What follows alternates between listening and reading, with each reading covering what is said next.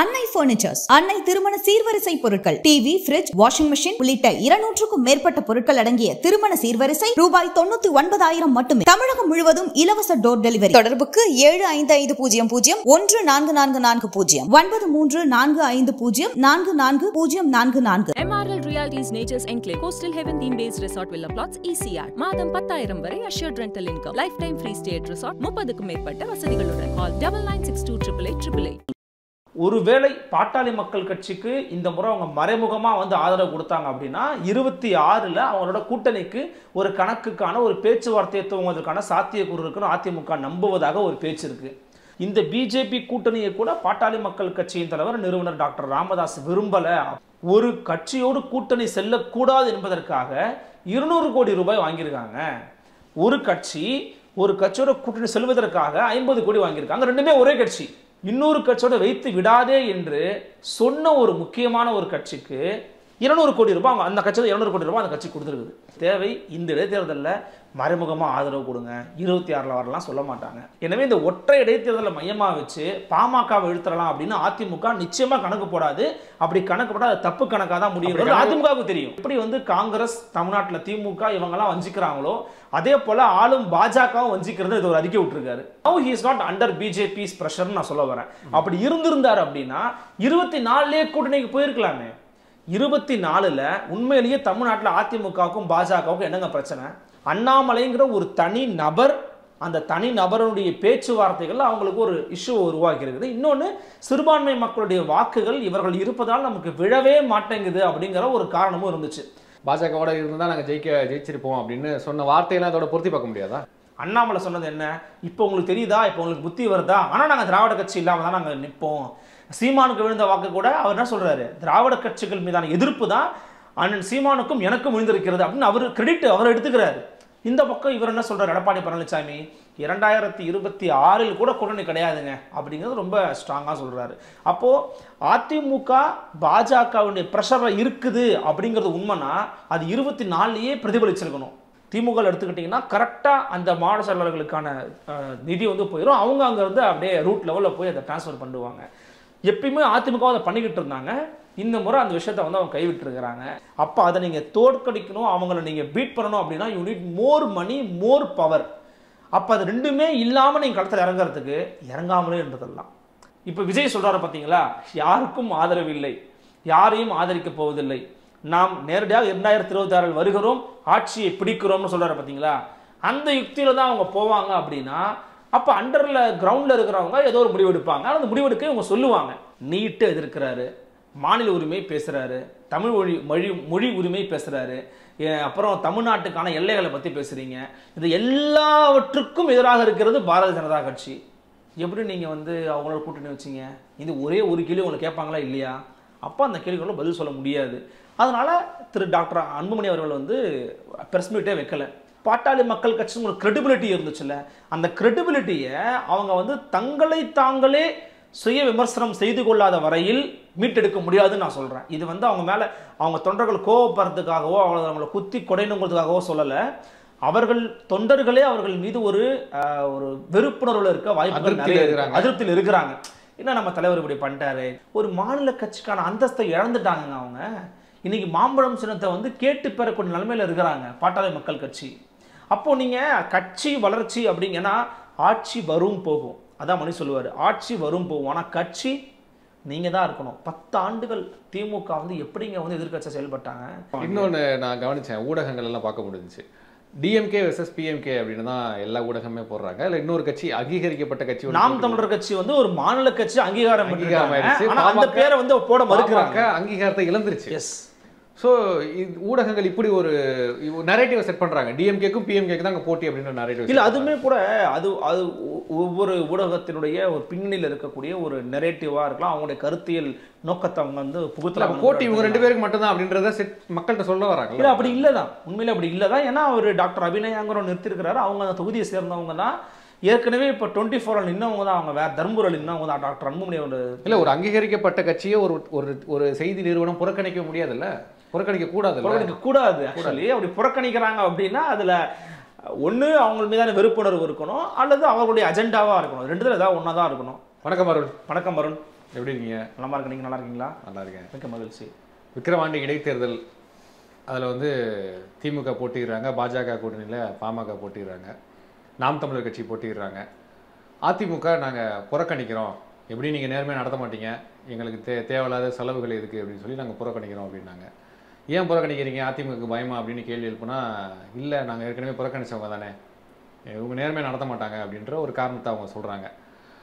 நீங்கள் என்ன நினைக்கிறீங்க? அதிமுகவுடைய புறக்கணிப்புக்கு பிறகு பின்னாடி இருக்கக்கூடிய உண்மையான காரணம் என்னவாக இருக்கும்னு நினைக்கிறீங்க? எனக்கு தெரிஞ்சதை நான் சொல்லிடுறேன். ஒன்று, எப்படி நம்ம தோக்க போகிறோம், எதுக்கு தேவையில்லாமல் போட்டிக்கிட்டு அப்படின்ற ஒரு காரணம் சொல்கிறாங்க. இன்னொன்று, பாமகவோட மறைமுகமாக பேசிக்கிட்டு இருக்கிறாங்க. பாமகக்கு இந்த முறை நம்ம வெளியிலேருந்து ஆதரவு கொடுக்கலாம், அதிமுக ஆதரவு கொடுக்கலாம், 2026 நம்மளோட கூட்டணிக்கு வருவாங்க அப்படின்ற மாதிரியான ஒரு பின்னணி பேச்சுவார்த்தை இருக்கிறதாக ஒரு தகவல் சொல்லப்படுது.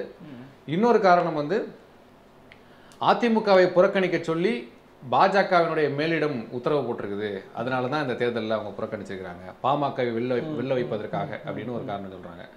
என்ன நிஜமான ரீசன் என்ன? இல்லை, நீங்கள் சொன்னதில் வந்து நம்ம ஒவ்வொன்றாவே பகுத்து பார்த்துடலாம். முதல்ல நீங்கள் சொன்ன மாதிரி அவர்கள் கொடுத்த அறிக்கையில் உண்மை இருக்கா அப்படின்னு கேட்டிங்கன்னா உண்மை இருக்குது. ஏன் அப்படின்னா, இடைத்தேர்தல்களை ஆளும் அவருக்கு அரசை வந்து எப்படி வந்து கையாளுவாங்க அப்படிங்கிறத நம்ம இவ்வளோ நாள் பார்த்துக்கிட்டு தான் இருக்கிறோம். அதற்கு சமீபத்திய ஒரு உதாரணம் என்னன்னு கேட்டிங்கன்னா ஈரோடு கிழக்கு இடைத்தேர்தல் தான்.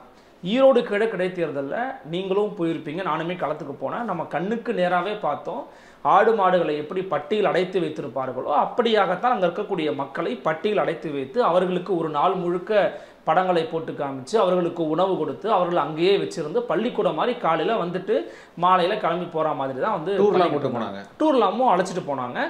எனவே மக்களை வந்து ஒரு பட்டியலில் அடைத்து வைத்து அவர்களுக்கு காசு கொடுத்து தான் இடைத்தேர்தல் சந்திக்கிறாங்க அப்படின்னு அந்த வகையில் அந்த மொழி நடையில் எழுதி வந்திருக்கக்கூடிய அந்த அறிக்கையில் வந்து உண்மை இருக்கத்தான் செய்யுது, அதில் மாற்று கருத்து இல்லை. ஆனால் இது அதிமுகவும் செஞ்சிருக்குது, திமுகவும் செஞ்சுக்கிட்டு இருக்காங்க. இதுதான் கலை யதார்த்தமாக இருக்குது. இன்னொன்று, புறக்கணிப்பு செய்வது அப்படிங்கிறது வரலாற்றால் நிகழாத சம்பவம் ஒன்று கிடையாது. இதுக்கு முன்னாடி திமுகவும் புறக்கணிச்சிருக்கிறாங்க, அதிமுகவும் புறக்கணிச்சிருக்கிறாங்க. எனவே புறக்கணிப்பு யுக்தி அப்படிங்கிறது ரொம்ப இயல்பான ஒன்று. ஆனால் எந்த கட்சியும் நாங்கள் இதற்காக தாங்க உண்மையிலேயே புறக்கணிக்கிறோம் அப்படிங்கிறத சொல்ல மாட்டாங்க. ஏன்னா அது வந்து நடைமுறை கிடையாது. எப்போதுமே சொல்கிறது என்ன அப்படின்னா, இப்போ ஃபார் எக்ஸாம்பிள் தோல்வி அடைஞ்சிட்டோம்னு வச்சுக்கோங்களேன், தோல்வி அடைஞ்சிட்டோம் அல்லது நம்மளால் வெற்றி கேட்டு நெருங்க முடியலன்னா அவங்க நிறைய பணம் கொடுத்துட்டாங்க, அவங்க நிறைய காசு செலவு பண்ணிட்டாங்க, ஜெயிச்சிட்டாங்க அப்படின்ற ஒரு குற்றச்சாட்டை வழமையாக எதிர்க்கட்சிகள் வைப்பாங்க.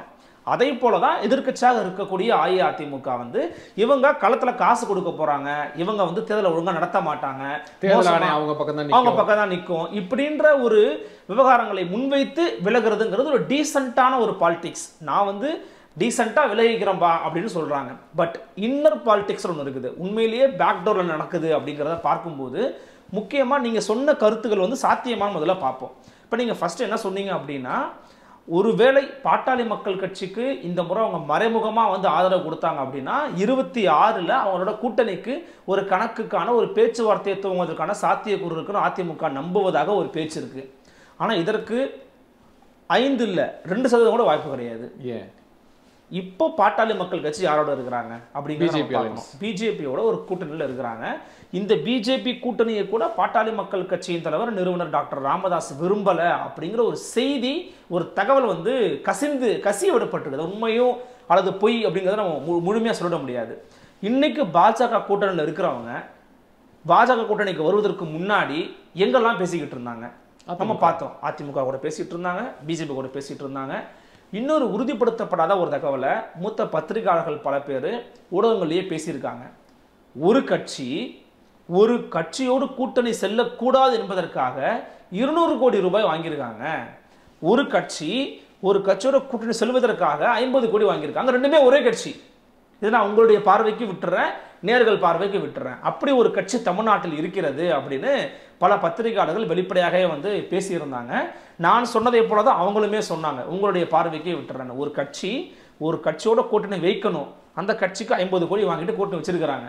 இன்னொரு கட்சியோட வைத்து விடாதே என்று சொன்ன ஒரு முக்கியமான ஒரு கட்சிக்கு 200 கோடி ரூபாய், அந்த கட்சியில் 200 கோடி ரூபாய் அந்த கட்சி கொடுத்துருக்குது.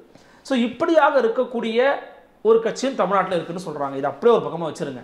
இப்போ பாட்டாளி மக்கள் கட்சிக்கு வாங்க. பாட்டாளி மக்கள் கட்சி அதிமுகவோடையும் பேச்சுவார்த்தை நடத்தியது, பாஜகவோடும் பேச்சுவார்த்தை நடத்தியது.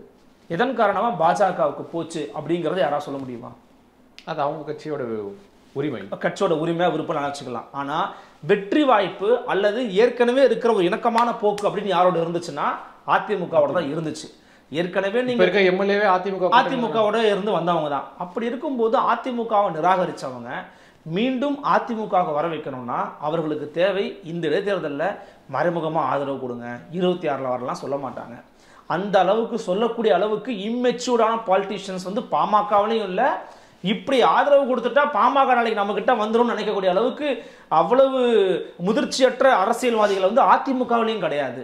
எனவே இந்த ஒற்றை இடைத்தேர்தலை மையமா வச்சு பாமகவை இழுத்துறலாம் அப்படின்னு அதிமுக நிச்சயமா கணக்கு போடாது. அப்படி கணக்கு போட்டா அது தப்பு கணக்காக தான் முடியும். அதிமுகவுக்கு தெரியும். அப்படி கணக்கு போட்டா சிவி சண்முகம் ஒத்துக்கவே மாட்டாரு. அதுவும் ஒத்துக்க மாட்டாரு. அது ரொம்ப முக்கியமான விஷயம். ரெண்டாவது, நீங்க இன்னொரு பாயிண்ட் என்ன சொன்னீங்க, இது ஒரு வாய்ப்பா இருக்கு. மேலிடம் உத்தரவு கொடுத்திருக்கு. அதிமுக வந்து இன்னைக்கு பாஜக ஒரு உத்தரவு போட்டு அதை கேட்க வேண்டிய நிர்பந்தத்துல இல்ல. அப்படி இருந்திருந்தது அப்படின்னா இப்ப ரீசெண்டா கூட வந்து பாத்தீங்கன்னா காவிரி விவகாரம் நினைக்கிறேன், ஐ திங்க் சோ, இந்த நீர் பிரச்சனை விவகாரத்துல மேகதாது விவகாரத்துல எப்படி வந்து காங்கிரஸ் தமிழ்நாட்டுல திமுக இவங்கெல்லாம் வஞ்சிக்கிறாங்களோ அதே போல ஆளும் பாஜகவும் வஞ்சிக்கிறது இது ஒரு அறிக்கை விட்டுருக்காரு. இந்த அறிக்கைக்காகவே நான் அவரை தூக்கி கொண்டாடணும்னு சொல்ல வரல. ஆனா but now he is not under BJP's pressure நான் சொல்ல வரேன். அப்படி இருந்திருந்தாரு அப்படின்னா 24 கூட்டணிக்கு போயிருக்கலாமே. 24 உண்மையிலேயே தமிழ்நாட்டில் அதிமுகவுக்கும் பாஜகவுக்கும் என்னங்க பிரச்சனை? ஒரு பிரச்சனையும் கிடையாது. அண்ணாமலைங்கிற ஒரு தனி நபர், அந்த தனி நபருடைய பேச்சுவார்த்தைகள் அவங்களுக்கு ஒரு இஷ்யூ உருவாக்கி இருக்குது. இன்னொன்று, சிறுபான்மை மக்களுடைய வாக்குகள் இவர்கள் இருப்பதால் நமக்கு விழவே மாட்டேங்குது அப்படிங்கிற ஒரு காரணமும் இருந்துச்சு. அது எட்ஜில் ரொம்ப நெருக்கத்தில் வந்து இவங்க விலகினதுனால அந்த வாக்குகளும் வரல அப்படிங்கிறது யதார்த்தமான உண்மை. லோக்சபா ரிசல்ட்டுக்கு பிறகு எஸ்பி வேலுமணி பேசினதெல்லாம் நீங்கள் பார்த்துருப்பீங்க. பாஜகவோட இருந்தால் நாங்கள் ஜெயிச்சிருப்போம் அப்படின்னு சொன்ன வார்த்தையெல்லாம் அதோட பொருத்தி பார்க்க முடியாதா? இல்லை, அது நீங்கள் வந்து ஒரு கட்சிக்குள்ள பல பேருடைய பல மட்டங்களில் இருக்கக்கூடிய கருத்துக்கள் வந்து வெளிப்படுத்துதல் வந்து ரொம்ப இயல்பான ஒரு விஷயம் தான். அதில் தமிழிசை அம்மாவும் சொல்லியிருந்தாங்க, பாஜகவில் சொல்லியிருந்தாங்க, இந்த பக்கம் வேலுமணி சொல்லுவார். ஆனால் அண்ணாமலை என்ன சொன்னார், எடப்பாடி என்ன சொன்னார், அதான் நம்ம ஃபைனல் ஸ்டேட்மெண்ட். அண்ணாமலை சொன்னது என்ன, இப்போ உங்களுக்கு தெரியுதா, இப்போ உங்களுக்கு புத்தி வருதா, ஆனால் நாங்கள் திராவிட கட்சி இல்லாமல் தான் நாங்கள் நிற்போம். சீமானுக்கு விழுந்த வாக்கு கூட அவர் என்ன சொல்கிறாரு, திராவிட கட்சிகள் மீதான எதிர்ப்பு தான் அண்ணன் சீமானுக்கும் எனக்கும் விழுந்திருக்கிறது அப்படின்னு அவர் கிரெடிட் அவர் எடுத்துக்கிறாரு.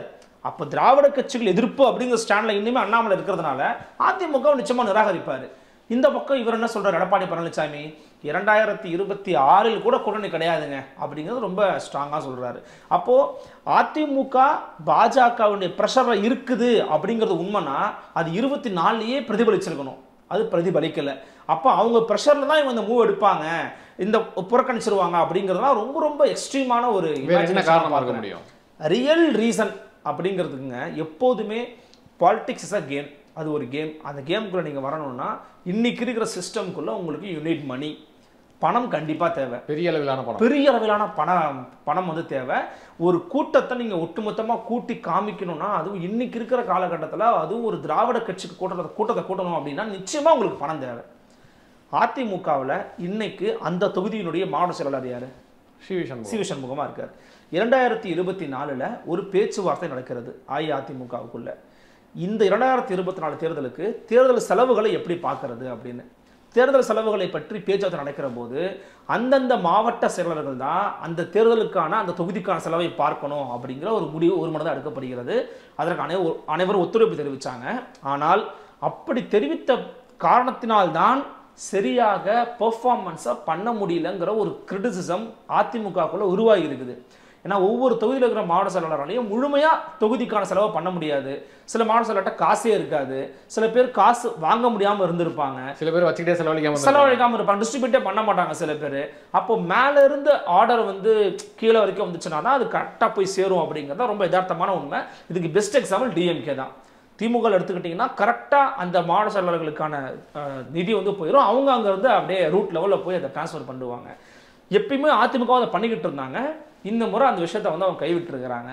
அப்போ 24 விட்டோம், சரி ஓகே, ஒரே ஒரு தொகுதி தானே.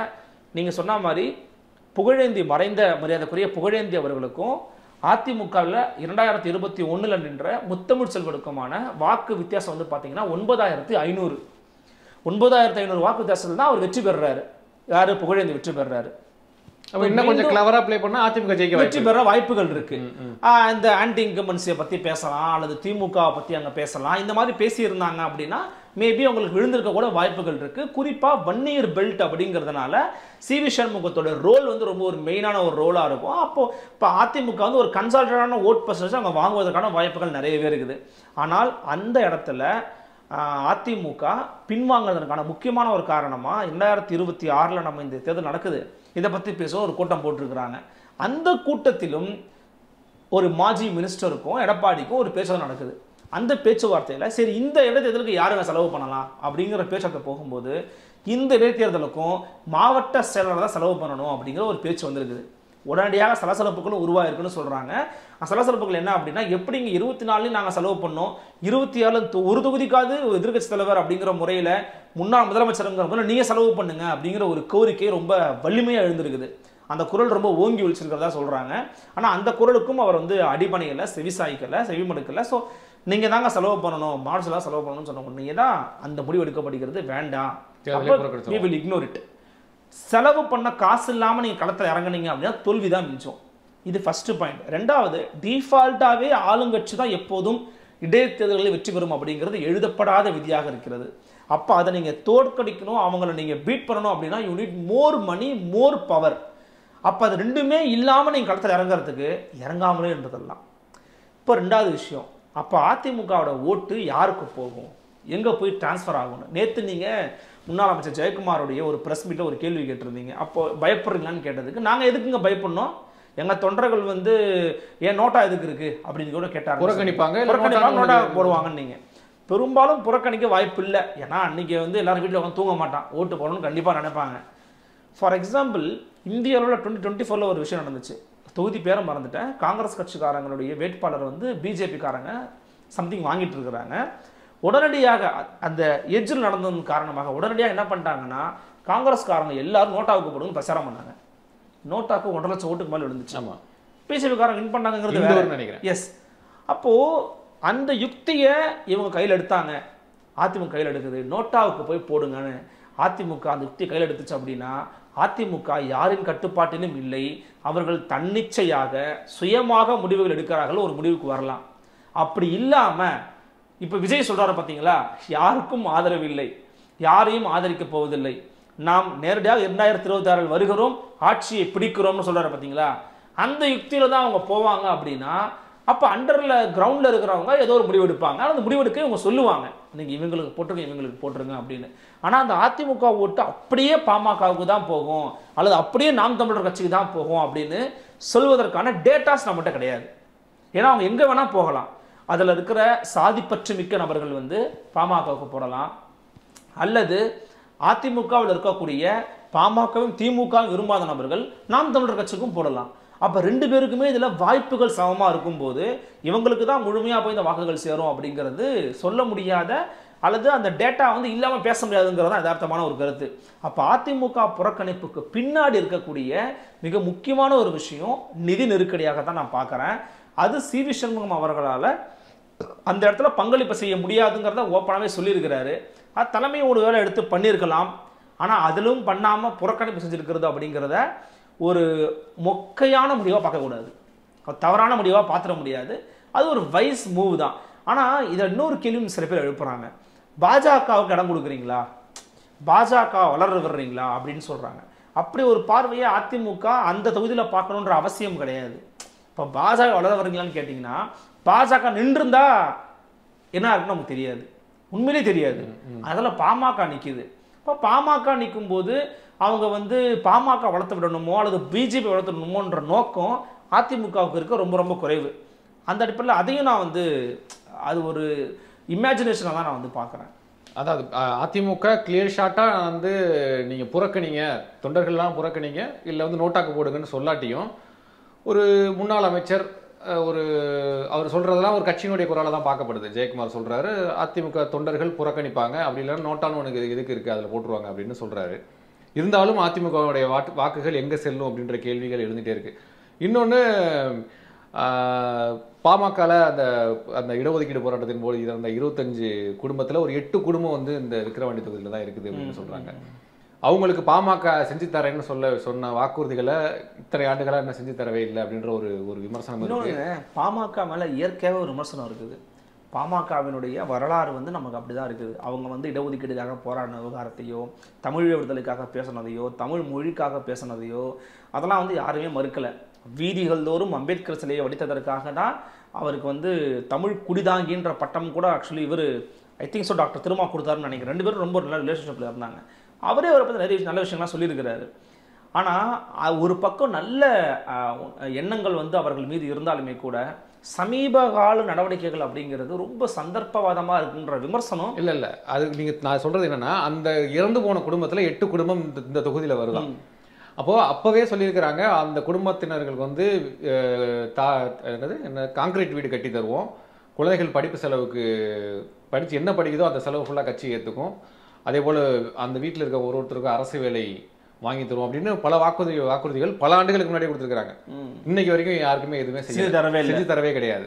இப்போ எந்த முகத்தை வச்சு போய் ஓட்டு கேட்பாங்க அப்படின்ற ஒரு விமர்சனம், இதெல்லாம் வந்து எதிர்க்கட்சிகள் எப்படி எடுத்துகிட்டு போகிறாங்க அப்படின்றத பொறுத்து தான் இருக்குது. இப்போ பாமக அந்த இடத்துல வந்து காஸ்ட் ரீதியாக பெர்ஃபார்ம் பண்ணாலும் இந்த மாதிரியான விஷயங்களை வந்து எதிர்க்கட்சிகள் வந்து கரெக்டாக ப்ளே பண்ணாங்கன்னா பாமக கொடுக்குற ஓட்டை தடுக்க முடியும். இல்லை, அதுதான் சொல்கிறேன். அவங்க மேலே நீங்கள் சொல்கிற மாதிரியான கிரவுண்ட் லெவலில் இருக்கக்கூடிய விமர்சனங்களும் இருக்குது. பொதுவாக அவங்க மேலே இருக்கிற பார்வை அப்படிங்கிறது இவங்க இன்றைக்கி இங்கே இருப்பாங்க அப்புறம் அங்கே போயிடுவாங்க அப்படிங்கிற பார்வை வந்து ரொம்ப இயல்பாக வர ஆரம்பிச்சிருச்சு. கண்டிப்பாக அதை வந்து தவிர்க்கவே முடியல. நல்ல ஞாபகம் இருக்கு எனக்கு. இப்போ பிஜேபியோட சேராமல் சௌமியா அன்புமணி நின்றுட்டாங்கன்னா தர்மபுரி ஜெயிச்சிருப்பாங்களா இல்லையா? மேபி வாய்ப்பு இருக்கலாம், மேபி உருவாகிருக்கலாம், அதுக்கான சாத்தியக்கூற கூட அமைஞ்சிருக்கலாம். தனியாக நின்றா கூட ஜெயிச்சிருக்கலாம். எஸ். ஆனால் என்ன ஒரு விஷயம்னா, இவங்க அதை வந்து ரொம்ப நார்மலைஸ்டாக வந்து பார்க்குறாரு. டாக்டர் அன்புமணி அவர்கள் கூட எப்போதுமே அவர் இந்த அலையன்ஸ்லாம் செட் ஆச்சுன்னா ஒரு ப்ரெஸ் மீட் கொடுப்பாரு. அந்த ப்ரெஸ் மீட் உங்களுக்கு ஞாபகம் இருக்குன்னு நினைக்கிறேன். நம்ம ஷபீர் அண்ணா ஒரு ப்ரெஸ் மீட்டில் வந்து கேள்வி கேட்பார். இந்த மாதிரி ஏற்கனவே நீங்கள் சொன்னீங்களே அதிமுகவோட போக மாட்டேன்னு சொன்னீங்களேன்னு ரொம்ப அவர் அடுத்தடுத்து கேள்வி கேட்கும்போது அவர் சொல்லுவார், ஷபீர் தண்ணி கொடுங்க நீங்கள் அப்படின்னுவார். அவருடைய வெளிப்படுத்தல்களுக்கான ஒரு களம் வந்து எப்போதுமே இருக்கும். இந்த முறை அந்த ப்ரெஸ் மீட்டே அவர் வைக்கலை. எப்போ பிஜேபி கூட ஓகேனா ப்ரெஸ் மீட்டே அவர் வைக்கல. ஏன் ப்ரெஸ் மீட் வைக்கல? ஏன்னா கண்டிப்பாக மிக கடுமையான கேள்விகள் வரும்னு அவருக்கு தெரியும். நீட்டு எதிர்க்கிறாரு, மாநில உரிமை பேசுகிறாரு, தமிழ் மொழி உரிமை பேசுகிறாரு, அப்புறம் தமிழ்நாட்டுக்கான எல்லைகளை பற்றி பேசுகிறீங்க. இது எல்லாவற்றுக்கும் எதிராக இருக்கிறது பாரதிய ஜனதா கட்சி. எப்படி நீங்கள் வந்து அவங்களோட கூட்டணி வச்சிங்க? இது ஒரே ஒரு கேள்வி உங்களை கேட்பாங்களா இல்லையா? அப்போ அந்த கேள்விகளும் பதில் சொல்ல முடியாது. அதனால் திரு டாக்டர் அன்புமணி அவர்கள் வந்து ப்ரெஸ் மீட்டே வைக்கலை. தமிழ் மாநில காங்கிரஸ் ப்ரெஸ் மீட் வச்சாரு. அதான் சொல்கிறேன். அவங்களாம் வந்து பேசுகிறாங்க. சரி, அவங்கள்ட்ட கூட உங்களால் என்னதான் நீங்கள் கேள்வி கேட்டாலும் தேசியத்தின் நலன் கருதி, இந்தியாவின் நலன் கருதி, மூப்பனார் ஐயாவின் வழியிலே, ஆனால் உண்மையிலேயே வந்து அவங்க தாங்க பதில் சொல்ல முடியாத ஒரு கட்சி. மூப்பனார் அவர்கள் பாஜகங்கிற கட்சி எதிர்க்கணுங்கிறதுக்காகவே தமிழ் மாநில காங்கிரஸ் உருவாக்குனாருங்க. ஆனா இன்னைக்கு அது தமிழ் மாநில காங்கிரஸ் அப்படியே பிஜேபி உட்கார்ந்து இருக்கிறது மிகப்பெரிய ஒரு முரண். அதாவது தலைகீழ் மாற்றம்னு சொல்லுவாங்கல்ல, அது வந்து தமாக நடந்திருக்குது. ஏன் பாமகவுக்கு நடந்ததை வந்து நம்ம ஏன் இன்னைக்கு வந்து மக்கள் திறன் நார்மலைஸ் ஆகிருக்குன்னு டாக்டர் அன்புமணி நினைக்கிறார். ஆனால் உண்மை கிடையாது. அவர் மேலே ஒரு மிகப்பெரிய நம்பிக்கை வச்சுருந்தாங்க. ஓகே, ஒரு மாற்றா வருவார், தொடர்ந்து நிற்பாருன்னு பார்த்தாங்க. ஆனால் ஒவ்வொரு தேர்தலையும் ஒவ்வொரு கட்சியோட போய் கூட்டணி மாறி மாறி மாறி மாறி வைத்து அவர்கள் மீதான நம்பகத்தன்மை அவர்கள் இழந்து விட்டார்கள் அப்படிங்கிறத அவர்கள் இன்னும் உணரலாம் நான் நினைக்கிறேன். இன்னைக்கு சிதம்பரத்துலையும் விழுப்புரத்துலையும் வன்னியர்கள் ஓட்டு போட்டு தான் நாங்கள் ஜெயிச்சோன்னு விசிக பெருமையாக சொல்லிக்கிறாங்க. அப்போது அவங்க என்ன சொல்றது, வன்னியர்களை பாமகவிடமிருந்து மீட்பது தான் எங்களுடைய முதல் வேலை அப்படின்னு விசிக அதை ஒரு முழக்கமாக எடுத்துருக்கோம். அது விசிகவுக்கும் பிஎம்கேக்கும் எப்பவுமே இருக்கிற அந்த ஒரு வார்னு வச்சுக்கோங்களேன். அந்த வாரில் வந்து யார் ஜெயிக்கிறாங்க தோக்குறாங்க கூட ரெண்டாவது. ஆனால் பாட்டாளி மக்கள் கட்சின்னு ஒரு கிரெடிபிலிட்டி இருந்துச்சுல்ல, அந்த கிரெடிபிலிட்டியை அவங்க வந்து தங்களை தாங்களே சுய விமர்சனம் செய்து கொள்ளாத வரையில் மீட்டெடுக்க முடியாதுன்னு நான் சொல்கிறேன். இது வந்து அவங்க மேலே அவங்க தொண்டர்கள் கோவப்படுறதுக்காகவோ அவங்கள குத்தி கொடைணுங்கிறதுக்காகவோ சொல்லலை. அவர்கள் தொண்டர்களே அவர்கள் மீது ஒரு வெறுப்புணர்வுல இருக்க வாய்ப்புகள் நிறைய இருக்கிறாங்க, அதிருப்தியில் இருக்கிறாங்க. என்ன நம்ம தலைவர் இப்படி பண்ணிட்டாரு, இப்படியே இருந்திருக்கலாமே, நம்ம ஜெயிக்கலன்னா கூட பரவாயில்ல, போட்டி போட்டிருக்கலாமே, இந்த மாதிரி இருந்திருக்கலாமேன்னு ஒரு மாநில கட்சிக்கான அந்தஸ்தை இழந்துட்டாங்க. அவங்க இன்னைக்கு மாம்பழம் சின்னத்தை வந்து கேட்டு பெறக்கூடிய நிலைமையில இருக்கிறாங்க பாட்டாளி மக்கள் கட்சி. அப்போ நீங்க கட்சி வளர்ச்சி அப்படிங்கன்னா ஆட்சி வரும் போகும், அதான் மணி சொல்லுவார், ஆட்சி வரும் போகும். ஆனால் கட்சி நீங்கள் தான் இருக்கணும். 10 ஆண்டுகள் திமுக வந்து எப்படிங்க வந்து எதிர்கட்சியாக செயல்பட்டாங்க. கட்சியை உடையாமல் கட்சிக்கு சேதாரம் ஏற்படாமல் அப்படியே கொண்டு போகிறதெல்லாம் பெரிய விஷயம். அப்போ அந்த விஷயத்த பாட்டாளி மக்கள் கட்சி பண்ணியிருக்கணுமா இல்லையா, செஞ்சுருக்கணுமா இல்லையா, தவறிட்டாங்க அப்படிங்கிறத நம்ம கருத்து. அந்த தவறுனதை மீண்டும் மீண்டும் தவறு செய்யாமல் இருந்தாங்கன்னா ஓரளவு பாதுகாக்கலாம். ஏற்கனவே அவர்கள் மீதான அந்த கிரெடிபிலிட்டி குறைந்ததன் காரணமாக இதில் வெற்றி வாய்ப்புகள்லாம் உண்மையிலேயே வாய்ப்புகள் ரொம்ப ரொம்ப ரொம்ப குறைவு. திமுக ரொம்ப ஈஸியாக ஸ்வீப் பண்ணிடுவாங்க இந்த விக்ரம். இன்னொன்று நான் கவனித்தேன், ஊடகங்கள் எல்லாம் பார்க்க முடிஞ்சிச்சு. டிஎம்கே வெர்சஸ் பிஎம்கே அப்படின்னு தான் எல்லா ஊடகமே போடுறாங்க. இல்லை இன்னொரு கட்சி, அங்கீகரிக்கப்பட்ட கட்சி நாம் தமிழர் கட்சி வந்து ஒரு மாநில கட்சி அங்கீகாரம் ஆயிடுச்சு. அந்த பேரை வந்து போட மறுக்கிறாங்க, அங்கீகாரத்தை இழந்துருச்சு. எஸ். ஸோ ஊடகங்கள் இப்படி ஒரு நரேட்டிவை செட் பண்ணுறாங்க, டிஎம்கேக்கும் பிஎம்கேக்கு தான் போட்டி அப்படின்ற நரேட்டிவ். இல்லை, அதுவுமே கூட அது ஒவ்வொரு ஊடகத்தினுடைய ஒரு பின்னணியில் இருக்கக்கூடிய ஒரு நரேட்டிவாக இருக்கலாம். அவங்களுடைய கருத்தியல் நோக்கத்தை அவங்க வந்து புகுத்தலாம். போட்டி இவங்க 2 பேருக்கு மட்டும்தான் அப்படின்றத மக்கள்கிட்ட சொல்ல வராங்க. இல்லை, அப்படி இல்லை தான், உண்மையிலே அப்படி இல்லை தான். ஏன்னா அவர் டாக்டர் அபிநயாங்கிற நிறுத்திருக்கிறாரு. அவங்க அந்த தொகுதியை சேர்ந்தவங்க தான். ஏற்கனவே இப்போ 24 நின்னவங்க தான், அவங்க வேற தர்மபுரியில் நின்னவங்க தான். டாக்டர் அன்புமணி இல்லை, ஒரு அங்கீகரிக்கப்பட்ட கட்சியை ஒரு செய்தி நிறுவனம் புறக்கணிக்க முடியாதுல்ல, புறக்கணிக்க கூடாது. ஆக்சுவலி அப்படி புறக்கணிக்கிறாங்க அப்படின்னா அதில் ஒன்று அவங்க மீதான வெறுப்புணர்வு இருக்கணும், அல்லது அவர்களுடைய அஜெண்டாவாக இருக்கணும். ரெண்டுத்தில் ஏதாவது ஒன்றா தான் இருக்கணும். ரெண்டுமே ஒன்று தான். ஆக்சுவலி அஜெண்டாங்கிறது அவங்க மீதான வெறுப்புணர்வு தான். ஸோ இப்போ நம்ம அவங்க மீது உங்களுக்கு கருத்தியல் ரீதியாக எல்லாருக்கும் வந்து ஒரு ஏற்பு இருக்கலாம், மறுப்பு இருக்கலாம். போட்டி போடுறாங்களா இல்லையா? கண்டிப்பாக. நீங்கள் நினச்சிங்கன்னா தமிழ்நாட்டில் வந்து பாருங்களேன், எல்லா தேர்தல்லையும் எல்லா தொகுதியிலும் ஒரு கட்சி தவறாமல் போட்டிடும். கண்டிப்பாக தோற்றுருவாங்க. யாருன்னா பிஎஸ்பி. ஆமாம், பகுஜன் சமாஜ் கட்சி தமிழ்நாட்டில் நடக்கக்கூடிய எல்லா தேர்தலையும் போட்டி போடுவாங்க. ஒரு ஆட்டோவில் யானை சின்னம் போட்டு உங்கள் தெரு வழியே கண்டிப்பாக ஒரு பிரச்சார வாகனம் ஒன்று போகும். பகுஜன் சமாஜ் கட்சிக்கு வாக்களியுங்கள் மக்களே, ஒடுக்கப்பட்ட பிற்படுத்தப்பட்ட தலித்துகள் இஸ்லாமியர்களுக்கான பாதுகாப்பரன் பிஎஸ்பி தான் சொல்லி ஒரு வண்டி போகும். எல்லாத்துலேயும் போட்டி போடுவாங்க. அவங்க தோற்றுருவாங்க, ஜெயிக்கிறாங்க, ரெண்டாவது விஷயம். அவங்களுடைய ரெப்ரசன்டேஷன் வந்து அட்லீஸ்ட் சிம்பிள்லையாவது இருக்கும். சேனலில் வர முடியாதுங்கிறது ரெண்டாவது விஷயம். இப்படி உங்க மாநில கட்சி அங்கீகாரம் பெற்றிருக்கிறாங்க. தேர்தலில் போட்டி போடுறதுனா ஒரு கட்சியோட முதல் வேலை, அடிப்படை வேலை அதுதான். அதை முதல்லையே டாக்டர் அபிநயாங்கிற அவங்கள வந்து காலத்தில் நிப்பாட்டி இப்போ 24-25 வேலையை ஆரம்பிக்க போகிற தகவல் வந்து வெளியாகி இருக்கிறது. அப்போ காலத்தில் போய் வேலை செய்ய போகிறாங்க அப்படின்னா அவங்கள நீங்கள் ரெப்ரசன்ட் பண்ணணும்ல, அவங்களுடைய பேரையும் நீங்கள் போடலாம் தானே. அப்போ ஏன் அவங்கள மட்டும் புறக்கணிக்கணும்? அப்போ அதை வந்து ஒவ்வாமையை காமிக்கிறாங்க. அது ரொம்ப தவறானதுங்கிற, அந்த ஒவ்வாமை ரொம்ப தவறானது, பிழையானதுங்கிற. எல்லாருமே அந்த இடத்துல பிஜேபி போட்டியிடுதா, பிஜேபின்னு போடுங்க. போட்டியிடுற ஒரு வேட்பாளரையே நீங்க காட்டல அப்படின்னா அதுக்கு பின்னாடி உங்களுக்கு வெறுப்புணர்வு தானே இருக்கு அந்த ஊடகத்துக்கு. அப்படிதான் நம்ம எடுத்துக்கணும். அது ஏன் அதை பண்றாங்கன்னு நமக்கு தெரியல. அந்த வெறுப்புணர்வை ஏன் காட்ட வேண்டிய நேரமே இது இல்லையே. ஒரு மாநில கட்சியாக ஒருத்தர் அங்கீகாரம் பெற்றுட்டாங்கன்னா அதுக்கப்புறம் பேசுங்க. மாநில கட்சி எப்படி வந்தாங்க, அவங்க இதுக்கப்புறம் தொடருவாங்களா தொடர மாட்டாங்களா, அந்த டிஸ்கஷன் நடத்தலாம். ஒரு இண்டிபெண்டா கூட சரி, ஓகே, இப்போ சுயேட்சை வேட்பாளர் அப்படின்னு சொல்லலாம். ஒரு அங்கீகரிக்கப்பட்ட கட்சி இல்லை, அது அவங்க திட்டமிட்டு தான் அந்த வேலையை பார்க்குறாங்கிறது நம்ம வெளிப்படையாவே தெரியுது நமக்கு. திமுகவில் மாவட்ட செயலாளர் பொறுப்புல இருந்து செஞ்சி மஸ்தான் நீக்கப்படுறாரு. அங்கே வந்து ஒரு என்ன சொல்றது, உட்கட்சி பூசல் நிலவுது அப்படின்னு பல பேர் சொல்றாங்க. என்ன நடந்துட்டு இருக்கு திமுக பொறுத்த வரைக்கும் அந்த விழுப்புரம் பகுதியில்? இல்லை, திமுகவில் இப்போ செஞ்சி மஸ்தானுக்கு வந்து உள்ளுக்குள்ள ஒரு பொறுப்பு ஒன்று கொடுத்துருக்குறாங்க. ஆனால் அவரை நீக்கப்பட்டதுக்கான காரணம் அப்படிங்கிறது ரொம்ப தெளிவான ஒரு நிலைப்பாட்டில் இல்லை. ஏன்னா ரொம்ப நாளாக அவர் ஒரு மாவட்ட செயலாளர் பதவியில் இருந்திருக்கிறாரு. ஸோ ஒருத்தரை சேஞ்ச் பண்ணலான்னு பண்ணியிருக்கிறாங்கன்னு சொல்கிறாங்க. ஆனால் வெளியிலிருந்து பார்க்கக்கூட பார்வை அப்படிங்கிறது ரெண்டாக இருக்குது. ஒன்று, திமுகவுக்கு உள்ள இஸ்லாமியர்களுக்கான பிரதிநிதித்துவம் என்ன, அவங்களுக்கான முக்கியத்துவம் என்ன அப்படிங்கிற பார்வையில் திமுக கொஞ்சம் பின்வாங்குதோ. ஏன்னா தொடர்ந்து இப்போ ஆவடி நாசரை வந்து தூக்குனதா இருக்கட்டும், அதன் பிறகு இப்போ இவரை தூக்குறதா இருக்கட்டும், குறிவைப்பது எல்லாமே இஸ்லாமியர்களாக இருக்கிறாங்க. அப்போ கட்சிக்குள்ள நீங்க சமூக நீதி சார்ந்து இஸ்லாமிய சிறுபான்மையினர் மக்களுக்கான பிரதிநிதித்துவம் சார்ந்து இன்னும் வீரியமா செயல்படலையோ அல்லது அதுல ஒரு சுணக்கம் காட்டுறீங்களோங்கிற விமர்சனம் வந்து ரொம்ப வெளிப்படையா வர ஆரம்பிச்சிருச்சு. அது எப்படி அவங்க சரி பண்ண போறாங்கன்னு தெரியல. ஆக்சுவலி அவரை தூக்கின பிறகு அந்த கிரிட்டிசிசம்ஸ்ங்கிறது ரொம்ப கொஞ்சம் அதிகமா இருந்துச்சு. அதன் பிறகுதான் அவருக்கு ஒரு பதவி கொடுத்துருக்குறாங்க. இப்போ உள்ளுக்குள்ளேயே சம்திங் ஒரு சின்னவராக ஒரு பதவி கொடுத்துருக்குறாங்க. ஆனா அது வந்து போதுமானதா அப்படின்னு கேட்டீங்கன்னா அது ஒரு கேள்விக்குறிதான். ஏன்னா சிட்டிங் மினிஸ்டர் அவர் ஒரு மாவட்ட செயலாளர் பதவியில் வந்து அது ஒரு நல்ல ஒரு விஷயமா தான், ஒரு கெத்தாக தான் இருக்கும். இஸ்லாமியர் இருந்துட்டு போட்டுமே, இருக்கட்டும், நல்லா இருக்குமே அது ஆக்சுவலி பார்க்க. ஆனால் அப்படி இல்லை. நீங்கள் எம்பிக்களாவே அவங்க நிப்பாட்டலையேங்க. அவங்க எம்பிக்களை யாரும் நிப்பாட்டுவாங்கன்னா இதில் நம்ம ஐயுஎம்லேருந்து ஒருத்தர் நிப்பாட்டுவாங்க. இந்தியா கூட்டணியிலே இல்லை. இந்தியா கூட்டணியே எம்பிக்கள் வந்து முஸ்லீம்கள் எம்பி ரொம்ப ரொம்ப குறைவு தான். அடிப்படையில் அவர்களுடைய பார்வையெல்லாம் ரொம்ப பார்த்தீங்கன்னா ரொம்ப குறுகலான தட்டையான பார்வையாக இருக்குது. அவங்கள ஆதரிக்கிறவங்களா இருக்கட்டும், அவங்களாவே இருக்கட்டும். இஸ்லாமிய எம்பிக்கள் களத்துக்கு செல்வது முக்கியமா, இஸ்லாமிய எம்பிக்களுக்காக பேசுவது முக்கியமான்ற கேட்குற அளவுக்கு அவங்க வந்திருக்கிறாங்க.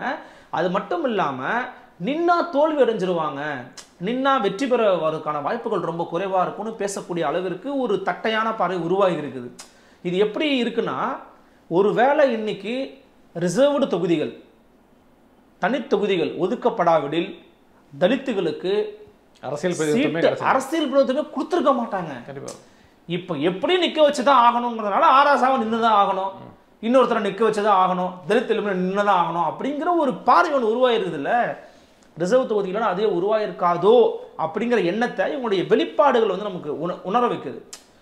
நீங்க ஏற்கனவே நம்ம பேசுனது தான், மேல் பாதியில கோயிலுக்குள்ள அலோவ் பண்ண மாட்டேங்கிறான், அங்க இருக்கிற ஆதிக்க சாதியினர் அங்க இருக்கிற தலித் மக்களை உள்ள விட மாட்டேங்கிறான். ரொம்ப காமனா ஒரு அரசியல்ல ஒரு அரசாங்கத்துல ஒரு பிரதிநிதியா இருக்கிறீங்க, என்ன முடிவு எடுப்பீங்க? அதை சுமூகமா பேசி முடிவு பண்ணி 2 பேரும் போற மாதிரி தான் பண்ணணும். 2 பேரும் போற மாதிரி பண்ணணுங்கிறதா நம்முடைய முடிவா இருக்கும். கோயில் எடுத்து போட்டுவீங்களா? அது சரியான முடிவு. எத்தனை கோயில் எடுத்து போட்டுவீங்க? இதே வள்ளுவர் கோட்டத்துல மரியாதைக்குரிய டாக்டர் திருமாவளவன் பேசியிருக்கிறாரு, தமிழ்நாடு முழுக்க பூட்டப்பட்டிருக்கக்கூடிய கோயில் இன்னைக்கு எவ்வளவு அதிகம், அதை ஒவ்வொன்றையும் சிறுத்தைகள் தான் திறந்துருக்குதுங்கிறாரு. நாங்க தான் பாட்டு திறக்க வைக்கிறோம். ஏன் அரசாங்கம் வந்து பூட்டிட்டு போயிடுற, எவனுக்கு வேணா இவனுக்கு வேணாம், அதுல யார் வெற்றி பெறுறது? ஆதிக்க சாதி தான் வெற்றி பெறான். அவன் என்ன நீ உள்ள போக கூடாதுரா, முதல்ல நான் போகாட்டியும் பரவாயில்ல, நான் போகலன்னா பரவாயில்ல, நீ உள்ள போக கூடாதுரா அப்படிங்கிறான். கடைசி வரைக்கும் அவன் ஜெயிச்சுட்டே இருப்பான், நீ தோத்துட்டே இருப்பியா? அப்போ கோயில் பூட்டுறத கூட ஒரு அரசாங்கம் வந்து ஒரு சுமூகமான சூழல் உருவாவதற்காக இதெல்லாம் பண்ணுவாங்கன்னா எவ்வளவு நாளைக்கு? அப்போ புரட்சின்னா என்ன? அப்போ எதுக்கு நீங்க புரட்சி சமூக நீதியெல்லாம் பேசுறீங்க? அவனை உள்ள விட்டு அவனும் சாமியை கும்பிடணுங்கிறதானே நம்மளோட நோக்கமா இருக்க முடியும். சாமி கும்பிடுறது நல்லதா கெட்டதாங்கிற விவாதங்கள்லாம் வேண்டாம், அவனுக்கான உரிமையை அவனுக்கு பெற்றுக்கூட, அவ்வளவுதான். கோயில் பொதுவானது எல்லாரும். அப்ப அந்த மாதிரியான சூழல்லையே அவ்வளவு குறுகலான பார்வை வச்சிருக்கிறவங்க தான் இந்த நபர்கள். அவங்க என்ன பண்றாங்கன்னா, இஸ்லாமியர்களை வந்து நிற்க வைத்தால் வின்னபிலிட்டி கூட ஒரு கொஸ்டினா இருக்கும்னு. அப்ப அதுக்காக நிக்க வைக்கவே மாட்டீங்களா நீங்க? அவங்களை பிரதித்துவம் கொடுக்கவே மாட்டீங்களா நீங்க? இது என்ன பார்வை இது? நம்ம இன்னொரு மதத்துல இருக்கக்கூடிய வழிபாடு தலத்தை கூட ஈஸியா போக முடியுங்க. நாகூர் தர்காக்கு போகணும், வேளாங்கண்ணி கோயில், நம்ம கும்பிடுற சாமி கோயிலுக்குள்ள போறது தானே கஷ்டமா இருக்கு. அப்போ இது வந்து என்னன்னா, கட்சிக்குள்ள அவங்க வந்து யோசிக்க வேண்டிய ஒரு விஷயம். ஏன் திமுக வந்து எல்லாரும் வந்து எதிர்பார்க்கிறாங்க அப்படின்னா, திமுக அந்த மாரல் எடுத்துக்கிறாங்க. நாங்க வந்து சமூக நீதியான ஒரு கட்சி, நாங்க இடஒதுக்கீட்டுக்காக பேசக்கூடிய ஒரு கட்சி, அனைவருக்கும் அனைத்தும் கிடைக்கணும் என்று எண்ணக்கூடிய ஒரு கட்சிங்கிறதுனால அந்த கட்சியின் மீதான இந்த பார்வைங்கிறது ரொம்ப இயல்பானது. இது அவங்கள வந்து வேண்டுமென்றே கார்னர் செய்யணுங்கிறதுக்காக யாரும் கேட்கல. யாராவது அதிமுக கேட்டு நீங்க பார்த்துருக்கீங்களா? அதிமுக நிலோஃபர் கஃபீல் புர்கா அணிந்து கொண்டு ஒரு அமைச்சரா இருந்தாங்க, சட்டப்பேரவைக்குள்ள இருந்தாங்க. அது வந்து பார்ப்பதற்கு ஒரு கலர்ஃபுல் எல்லாரும் இருக்காங்கப்பா, உள்ள எல்லா விதமான சமூகத்துக்கும் பிரதிநிதித்துவம் கிடைச்சிருக்கப்பா அப்படின்னு இன்னைக்கும் அதிமுக கிரெடிட் அதை பாக்குறாங்க. அப்ப அந்த மாதிரியான ஒரு சூழல் இன்னும் திமுகவில் ஏன் உருவாகாம இருக்குது? இன்னுமே திமுகவுக்கு உள்ள இருக்கக்கூடிய சில எம்எல்ஏக்கள் எங்கிட்ட வெளிப்படையா ஆஃப் தி கேமரால பேசியிருக்காங்க. எங்களுக்கான ஒடுக்கப்பட்ட தலித் சமூகத்தை சேர்ந்த எம்எல்ஏக்கள் சில பேர் இருக்காங்க, சீட்டு ஒதுக்குறதுல கூட பிரச்சனை இருக்குங்க. உள்ளுக்குள்ள எம்எல்ஏக்களோட வரிசை இருக்குல்ல, சீட்டுலேயே கூட அதில் வந்து உள்ளுக்குள்ள சில வேலைகள்லாம் பார்க்குறாங்க. அதெல்லாம் நம்ம சட்டமன்றத்துக்குள்ள போய் நம்ம இன்னும் கொஞ்சம் கிளவராக நோட் பண்ணால் நம்ம கண்டுபிடிக்க முடியும். அப்போ அந்த மாதிரி விஷயம்லாம் தவிர்த்துட்டு அசம்பிளியில உட்கார்ற சீட்டு, ஆமா, அதுல வந்து நிறைய வேலையெல்லாம் பாக்குறாங்க போல் இருக்கு. அதை நான் இங்க வெளிப்படையா பேச விரும்பல. ஆனா இன்க்ளூசிவ்னஸ் வந்து முதல்ல கட்சிக்குள்ள கொண்டு வரணுங்கிற நோக்கம் வந்து திமுக தலைமைக்கு தெரியணும். அது ஒன்லி வாரிசுகளுக்கு மட்டும்தான் கொடுப்பேன் அப்படின்னு சொன்னாங்கன்னா அது மீண்டும் மீண்டும் வந்து விழுப்புரத்திலேயே அவங்களுக்கு எதிரான ஒரு மனநிலை உருவாக்குவதற்கான வாய்ப்புகள் நிறைய இருக்குது. பார்க்கலாம். தேர்தல் நெருங்க என்ன நடக்குது, அப்டேட்ஸ் நடக்குது அப்படின்றதையும் நம்ம தொடர்ந்து பேசுவோம். உங்களுடைய கருத்துக்களை பயந்தமைக்கு ரொம்ப நன்றி. நன்றி அருண்.